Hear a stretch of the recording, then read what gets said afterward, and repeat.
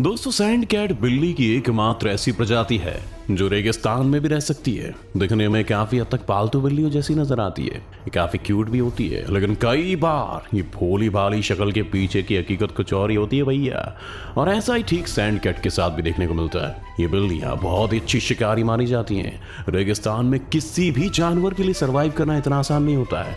खाने से लेकर पानी तक हर चीज की कमी रेगिस्तान में होती है। सैंड कैट को रेगिस्तान में जो भी चीज मिलती है वो से ही अपना भोजन बना लेती है। इनका अटैक बहुत पावरफुल होता है और अपने शिकार को ये बचने का कोई मौका नहीं देती है। सैंड कैट रेगिस्तान में पाए जाने वाले चूहे, सांप, छोटे पक्षी और कीड़े मकोड़ों को अपना शिकार बनाती है। जहरीले सांपों पर भी अटैक कर देती है। ये सबसे पहले सांप के मुंह वाले हिस्से पर पंजे से वार करती है और उसके बाद पूरी बॉडी को धीरे धीरे डैमेज करती है। सैंड कैट के हमले से बचने के लिए सांप को मौका तक नहीं मिल पाता है।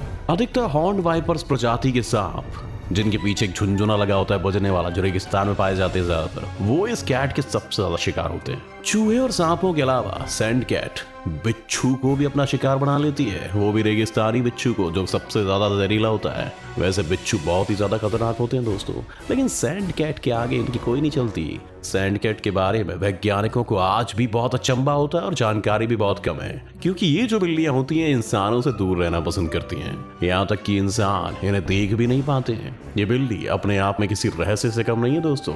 सैंड कैट प्रजाति की बिल्लियों की खोज सन 1758 में पहली बार की गई थी और पिछले 165 सालों में सैंड कैट लिमिटेड बार इंसानों को नजर आई हैं। बहुत ही रेयर केसेस में इंसानों को सैंड कैट को देखने का मौका नसीब होता है। यूएई में सैंड कैट 2005 में नजर आई थी, लेकिन इसके बाद 10 सालों तक किसी ने इसे नहीं देखा, मानो ये किसी और ही दुनिया में चली जाती हो। साल 2016 में सीक्रेट कैमरा की मदद से सैंड कैट को दोबारा देखा गया था। सैंड कैट का साइंटिफिक नेम फेलिस मार्गरीता है। यह आमतौर पर मोरक्को, अल्जीरिया, नाइजीरिया, वेस्टर्न सहारा, इजिप्ट, अरेबियन पेनिनसुला और मिडिल ईस्ट के रेगिस्तानों में पाई जाती है। वहीं सेंट्रल एशिया के काराकोरम डेजर्ट में पहली बार सैंड कैट को सन 1925 में देखा गया था।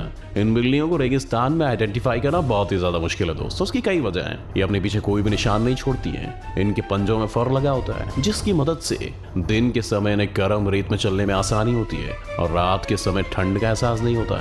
इन्हीं मुलायम पंजों से ही अन्य जानवरों का शिकार करती हैं और ये बहुत ही दबे पैर चलती हैं। फर होने के कारण इनके पैरों के निशान रेत पर जल्दी नजर नहीं आते। यही वजह है कि ये कहाँ जाती है इसका पता लगाना काफी मुश्किल हो जाता है। सैंड कैट सहारा डेजर्ट जैसे रेगिस्तानों में 23 डिग्री फ़ारेनहाइट से लेकर 126 डिग्री फ़ारेनहाइट के बीच में किसी भी तापमान में एडजस्ट कर सकती हैं दोस्तों।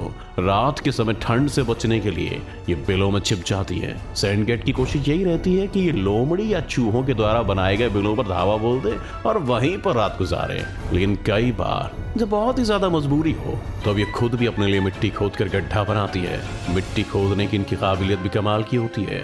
दिन के समय सैंड कैट उल्टा लेट जाती है। ऐसा माना जाता है कि इस तरह ये अपनी बॉडी की हीट को बाहर निकालती है। सैंड कैट रेगिस्तान में रहने के लिए खुद को अडॉप्ट और इवॉल्व कर चुकी है। मिट्टी खोदने की इनकी क्षमता ना सिर्फ इन्हें गर्मी और ठंड से बचाने में मदद करती है, बल्कि कई बार ये मिट्टी के अंदर छिपे जीव जंतुओं का शिकार भी कर लेती है। सैंड कैट की लंबाई 30 से 40 सेंटीमीटर के आसपास होती है, लेकिन ये रेगिस्तान में 15 फीट गहरा गड्ढा भी कर सकती है। इनके कान बड़े होते हैं, उनकी सुनने की शक्ति बहुत दमदार होती है दोस्तों। आसानी से दूर की आवाजें रेगिस्तान में सुन सकती है, जबकि रेगिस्तान की साउंड वेव तो आपको मालूम हो तो रेत के अंदर ही दफन हो जाती है, यानी न्यूट्रलाइज हो जाती है। सैंड कैट के कान के अंदर सफेद रंग के बाल होते हैं, तो जब कभी रेत का तूफान यानी सैंडस्टॉर्म्स आता है तो इनके कानों में कोई मिट्टी या रेत नहीं जा पाती है और इनके सुनने की क्षमता पर भी कोई असर नहीं पड़ता। सैंड कैट के चलने का स्टाइल भी बहुत डिफरेंट होता है। जैसा कि हमने आपको बताया कि ये दबे पैर चलने की कोशिश करती हैं। झुककर चलने के कारण ये आसानी से दूसरे शिकारियों की नजर में नहीं आ पाती हैं, क्योंकि अगर कोई बड़ा जानवर रेगिस्तान में जाए तब तो सैंड कैट के पास बचने का कोई मौका ही नहीं होगा। और रेगिस्तान में ऐसे ऑब्जेक्ट्स भी नहीं होते जिनके पीछे सैंड कैट छिप सके।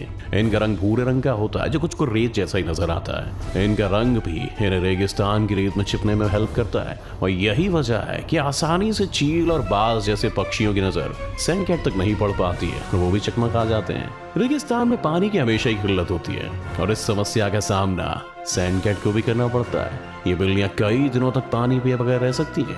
पानी की आपूर्ति अपने शिकार को खा के करती हैं। उनके अंदर जो मॉइस्चर मौजूद होता है उसके जरिए सैंड कैट को पानी प्राप्त होता है। ऐसा नहीं कि ये पानी बिल्कुल भी नहीं पीती हैं, इन्हें पानी की जरूरत नहीं पड़ती।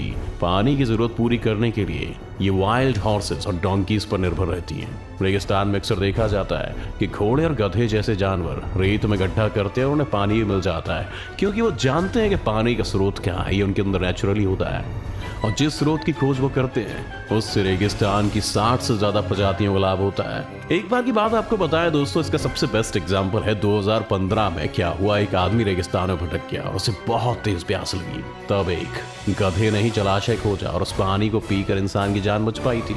रेगिस्तान के ड्राई रीजन में सरवाइव करने का सभी जानवरों का तरीका डिफरेंट है। कंगारू रेट्स भी सूखी जगहों पर या रेगिस्तान में रहते हैं। ये रहने के लिए एक बिल बना लेते हैं और बाद में उस बिल को सील भी कर देते हैं। इससे बिल के अंदर का तापमान गर्म रहता है और कंगारू रैट्स जो सीड्स या दूसरी चीजें खाते हैं उनसे बॉडी में पानी की आपूर्ति पूरी कर लेते हैं। इनका बिल भी बहुत गहरा होता है। भले ही कंगारू रैट्स छोटे होते हैं लेकिन ये 24 इंच तक की गहराई में बिल बना सकते हैं। इसके अलावा रेगिस्तान में जो बीटल्स पाए जाते हैं वो हवा में मौजूद नमी से पानी प्राप्त करते हैं। वो अपने पिछले हिस्से को हवा में ऊपर उठाते हैं और कुछ ग्लैंड्स की मदद से वो हवा के मॉइस्चर को कैच कर लेते हैं और कुछ देर में जब पर्याप्त पानी इकट्ठा हो जाता है तब वो एक पानी की बूंद बनाते हैं जिसे बीटल्स पी लेते हैं। ये वाकई में एक स्पेशल एबिलिटी है।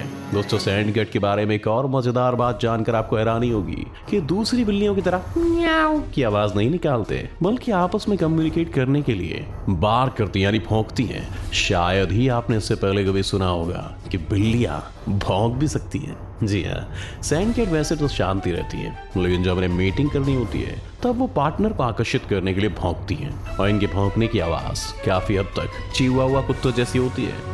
मीटिंग के बाद मादा बिल्ली प्रेग्नेंट हो जाती है और उनका प्रेगनेंसी पीरियड 60 से 65-70 दिन के बीच का होता है। एक बार में मादा सैंड कैट 2 से 3 बच्चों को जन्म देती है।